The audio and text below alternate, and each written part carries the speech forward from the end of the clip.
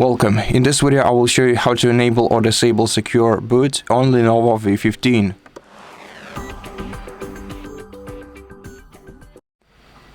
In order to do this, you're gonna have to enter BIOS menu, and to enter BIOS menu you're gonna have to turn off your PC completely, then short press the power button to power it on and immediately start pressing F2 key on your keyboard, and you can stop pressing it once you see this menu on your screen.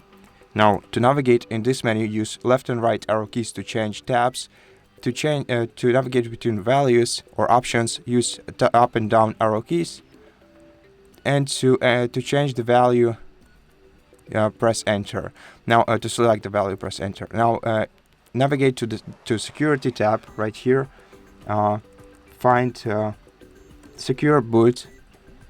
Press Enter, and to disable it, select Disabled option and press Enter once again. To enable it, the same way, select Enabled and press Enter. Now to apply changes and exit, press F10. To exit without saving changes, press Escape. And to reset default values, press F9. And that's it. Thank you for watching this video. If you liked it, please consider subscribing to our channel, leave us a like and a comment below, and I'll see you in the next one.